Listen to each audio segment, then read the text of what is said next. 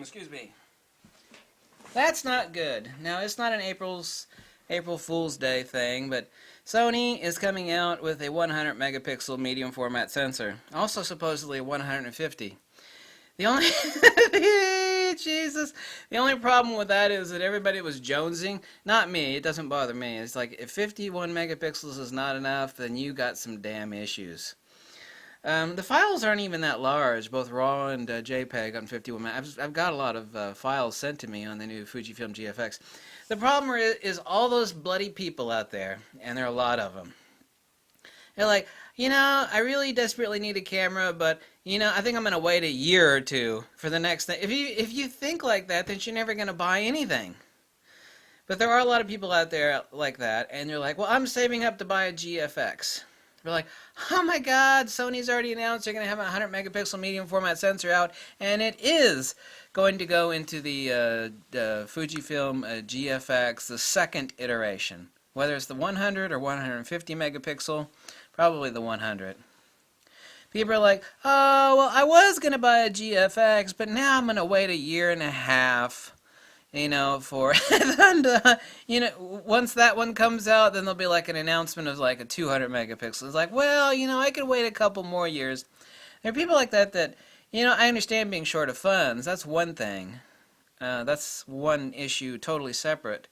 But the other thing is that, if you constantly, like the Nikon D3, I still have 3 of those cameras. I mean, that camera is, 2008? I mean, that camera's almost 10 years old. It's as valid today as it ever was. If you had that sort of mentality, it's like, oh, I hear there's going to be a Nikon D4, so I'm not going to buy a Nikon D3. Anyway, so that is going to hurt Fujifilm's sales because of the announcement of that new 100 megapixel sensor. Because in a lot of people's psychological machinations, they're going to think, well, the current GFX is now obsolete because I know there's going to be a 100 megapixel version in a year and a half. Yeah. Like I said, being short of funds is one thing. But constantly having that sort of mentality, it doesn't really work that way, It's good to let things actually simmer. Let a lot of the other beta testers, see if there's any issues with the damn camera. That's logical. It's like, I'm not going to buy something when it comes out. Let all these other idiots beta test, like me. Let all these other idiots beta test the stuff and see if there's any bugs in it. And if it turns out it's good and okay, then I'll buy one.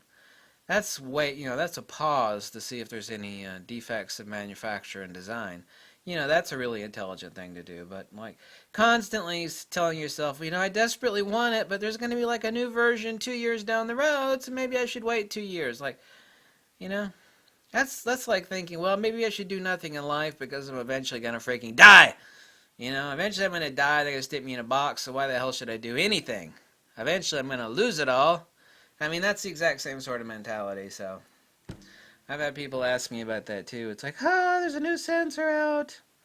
Are you rethinking getting the GFX? And the answer to that is no, I'm not rethinking it. I do have to wait for my distributor to get his copy in so I could buy it from him. There is an extreme shortage. Fujifilm does not have serious output.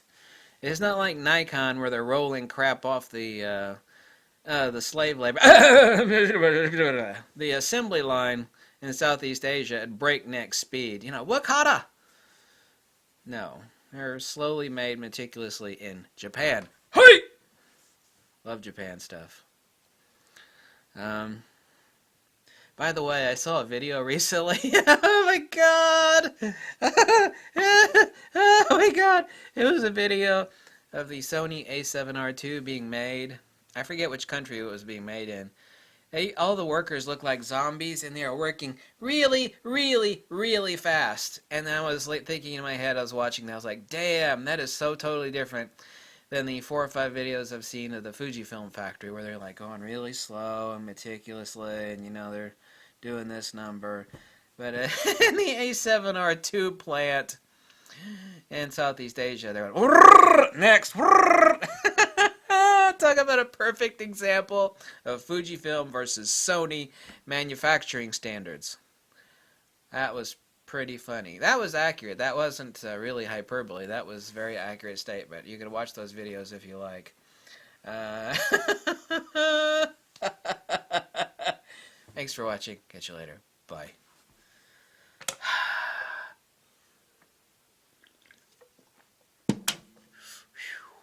Smooth. Smooth. Yeah, very smooth.